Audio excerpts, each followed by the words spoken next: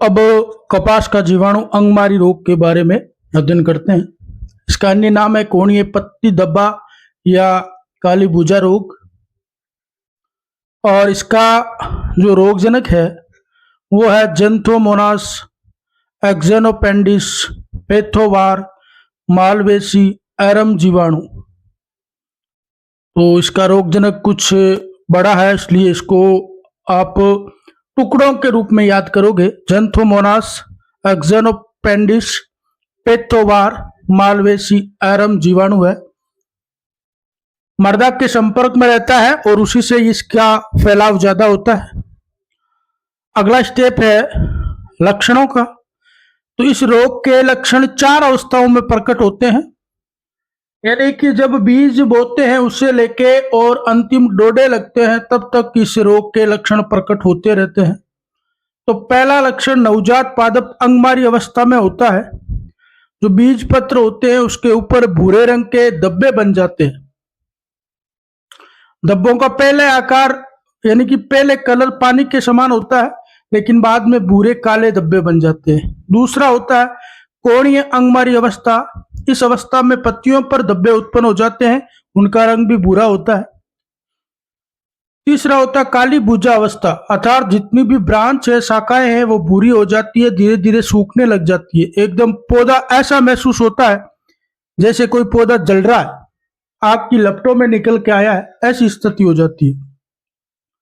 चौथी है डोडा सड़न अवस्था, यानी कि जो डोडे होते हैं वो भूरे काले रंग के हो जाते हैं और ब्लैक छोटे छोटे स्पॉट हो जाते हैं, जैसे कोयले के समान प्रतीत होते हैं। तो ये इसके लक्षण होते हैं। प्रबंधन में वही 3 प्रबंधन है, सस्य है, रासायनिक है, जैविक है। तो हम सस्य प्रबंधन में पहली स्टेप तो वैसे आपको पता ही है कि फसल चक्र अपनाना चाहिए, जिसके कारण क्या होता है कि जो बैक्टीरिया होता है वो किसी विशेष फसल पर आक्रमण करता है। तो जैसे ही हम फसल चक्र अपनाते हैं तो वो बैक्टीरिया अपनी स्थिति चेंज कर देता है। दूसरी स्थिति है कि इसके जैसे फसल यदि समाप्त हो रही है और कोई भी रोगग्रस्त पादप है तो उनको आप उखाड़ के जला दें, ताकि अगली फसल के लिए इसका कोई प्रकोप नहीं रहे। बीजों को 56 डिग्री सेंटीग्रेड पर 10 मिनट तक भिगोकर उपचारित करें और गर्मियों में गहरी जुताई करें। ये लगभग सभी में समान है। फिर हमारा अगला है रासायनिक प्रबंधन। इसमें पहला स्टेप तो होता है स्टेप्टोसाइक्लिन का एक घोल बनाना है 1000 ppm पर और 10 घंटे तक भिगो कर रखना है, जिसके कारण जितने भी जीवाणु या बैक्टीरिया का प्रभाव है वो समाप्त हो जाता है। और यदि ये नहीं कर पाते तो खड़ी फसल पर कॉपर ऑक्सी क्लोराइड का छिड़काव करना है। कॉपर ऑक्सी क्लोराइड 0.3% लेनी है और उसका यदि छिड़काव 15 दिन के अंतराल में लगातार किया जाए तो भी ये रोग आराम से ठीक हो जाता है। उसके बाद में जैविक में एक तो पर्ण पर सूडोमोनास फ्लोरेसेंस नामक एक पद आता है, रासायनिक यानी कि जैविक रूप से तैयार मटेरियल होता है, उसका हम छिड़काव कर सकते हैं। और रोग प्रतिरोधी किस्में जैसे LDH11, 91, सुजाता आदि का उपयोग करके भी इस रोग को हम कम कर सकते हैं। ये आपके खरीफ की फसल के 6 रोग हो गए, जो कि आपको आराम से समझ में भी आएंगे। बोर्ड में यदि पूछे जाते हैं तो एग्जैक्ट पूरा स्टेप यही लेना है। इसमें आपको सस्य प्रबंधन ज्यादा याद करने की आवश्यकता नहीं रहेगी, केवल रासायनिक प्रबंधन के बारे में इसमें आपको याद करना पड़ेगा। ये आपको वीडियो कैसा लगा कमेंट के माध्यम से जरूर बताना। लाइक, शेयर और सब्सक्राइब करना। धन्यवाद। अब प्रबंधन में पहला ले लेते हैं सस्य प्रबंधन। इसमें सदैव प्रमाणित बीजों का उपयोग करना चाहिए, यानी कि हाइब्रिड या रिसर्च जो भी बीज है वो प्रमाणित संस्था से खरीदने चाहिए। दूसरा है गर्मियों में गहरी जुताई करनी चाहिए, ताकि जितने भी वायरस है वो गहरी जुताई के कारण और अधिक तापमान के कारण समाप्त हो सके। अगला प्रबंधन का स्टेप है रोगी पौधों को उखाड़ कर जला देना चाहिए।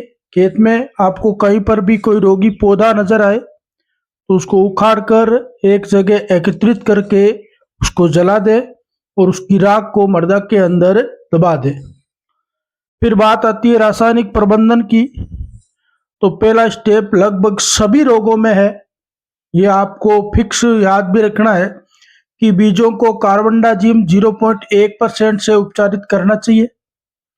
उपचार के लिए थायरम का उपयोग भी कर सकते हैं 2 ग्राम प्रति केजी का। दूसरा स्टेप है कि कॉपर ऑक्सीक्लोराइड 10 केजी प्रति हेक्टेयर का घोल बनाकर, यानी कि जल के साथ मिलाकर उसका घोल बना लो और उसको खेत में जब आप मूंगफली की बिजाई कर रहे हो उसके ऊपर छिड़काव कर दो, तो इसमें इस रोग का प्रकोप कम रहेगा। ये आपको डायग्राम दिखाई दे रहा है जिसमें रिंग आकार के धब्बे दिखाई दे रहे हैं। यदि बोर्ड में डायग्राम भी पूछे तो इस प्रकार आप इसका प्रदर्शन कर सकते हो। फिर जैविक प्रबंधन में है ट्राइकोडर्मा कल्चर से बीजों को उपचारित करना चाहिए, ये भी सभी में लागू हो रहा है। तो एक याद करोगे तो सभी रोगों में आपके ये आराम से काम आ जाएगा। अगला है रोग प्रतिरोधी किस्मों का उपयोग करना चाहिए, ये भी सभी में लगभग समान है, लेकिन इसमें आपको क्या करना पड़ेगा, इन किस्मों के नाम याद करने पड़ेंगे। जैसे इसमें GG20 है, GG5 भी है, GG2 भी है, गिरनार 2 है।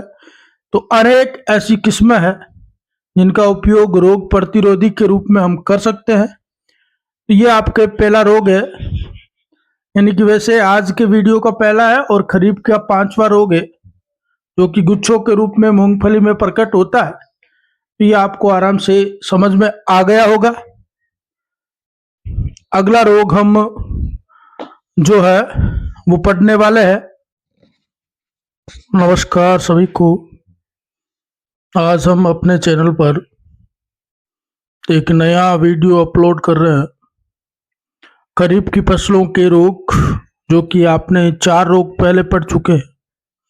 अब हम अगले जो रोग है, टोटल 9 रोग है खरीफ की फसलों के, उनमें 5वां रोग है मूंगफली का विषाणु गुच्छा रोग। 6ठा है कपास का जीवाणु अंगमारी रोग। 7 नंबर में भिंडी का पित्त शिरा मोजेक रोग। 8 नंबर में टमाटर का पर्ण कुंचन रोग। 9 नंबर में टमाटर का अगेती झुलसा रोग। तो इन सभी रोगों के आपको वीडियो मिलेंगे। आज जो हम रोग शुरू कर रहे हैं वो है मूंगफली का विषाणु गुच्छा रोग। विषाणु गुच्छा का मतलब है कि जो एक प्रकार से वायरस से फैलने वाला है और इसके मुख्य लक्षण आपको खेत में गुच्छों के रूप में पत्तियां नजर आएगी, तो इसलिए इसका नाम है विषाणु गुच्छा रोग। इस वीडियो में और भी कुछ रोचक जानकारी है, इसलिए आप इसको पूरा देखें, चैनल को लाइक सब्सक्राइब और शेयर करें और इस वीडियो को अपनी नोटबुक में मेंशन भी करें। ये चैप्टर अब 2 वीडियो में समाप्त हो जाएगा। आज हम मूंगफली का विषाणु गुच्छा रोग, कपास का जीवाणु अंगमारी रोग, इन दोनों का अध्ययन विस्तार से करेंगे। तो आइए शुरू करते हैं। रोग नंबर 5 जो कि खरीफ की फसलों का है, मूंगफली का विषाणु गुच्छा रोग। इसमें देखो सबसे महत्वपूर्ण चीज तो यह है कि ये रोग किन क्षेत्रों में अधिक होता है। तो ये रोग रेतीली भूमि में इसका प्रकोप अधिक रहता है। और फिर इसका रोगजनक कौन सा है, तो मूंगफली के विषाणु गुच्छा रोग का रोगजनक है इंडियन पीनट कल्प वायरस, यानी इंडियन पिंट कल्प वायरस IRCV। इस विषाणु का आनुवांशिक पदार्थ होता है एकल सूत्री RNA, जिसको ssRNA भी कहते हैं। तो इसका जो रोगजनक है थोड़ा सा अलग स्थिति का है, तो आप इसको याद रखोगे इंडियन पिंट कल्प वायरस। और इसका संचरण जो होता है वो होता है पॉलीमिक्सो ग्रेमिनिस कवक से। संचरण का मतलब तो आप जानते हो कि ये आगे किस प्रकार से विस्तारित होता है, तो उसकी कंडीशन इस प्रकार से है। फिर हम कई बार देख चुके हैं कि कोई भी रोग उसके लक्षण के बिना पहचाना नहीं जाता। तो इसके लक्षण कौन कौन से देखो। पहला लक्षण है, प्रारंभ में खेत में छोटे छोटे चकते दिखाई देते हैं, यानी कि बहुत बड़ा खेत है तो आपको दूर से ही नजर आ जाएंगे कि खेत में कुछ ब्लैक स्पॉट नजर आएंगे, आपको पूरे धब्बे नजर आएंगे अलग अलग, तो हम पहचान जाते हैं कि भाई कौन सा रोग है। दूसरा आ जाता है, पत्तियों पर पीले रंग के रिंग के रूप में धब्बे उत्पन्न होते हैं, यानी पत्तियों के ऊपर पीला रंग हो जाता है और चूड़ी रिंग या एक प्रकार से गोल आकृति के धब्बे उत्पन्न हो जाते हैं। अगला जो है वो रोगी पौधों पर फूल आते तो है लेकिन फलियां नहीं बनती। और 4 नंबर का है, पत्तियां हरे रंग के गुच्छों में परिवर्तित हो जाती है। गुच्छों में परिवर्तित होने के कारण ही इस रोग का नाम है मूंगफली का विषाणु गुच्छा रोग। तो ये कुछ इसके लक्षण, संचरण और रोगजनक है। अब हमें पता है कि किसी भी जब रोग हो जाता है तो उसका हम मैनेजमेंट, प्रबंधन कैसे करते हैं। तो प्रबंधन की क्रिया 3 प्रकार से हो रही है, वो आपको पता है। पहला प्रबंधन है सस्य, दूसरा है रासायनिक और तीसरा है जैविक।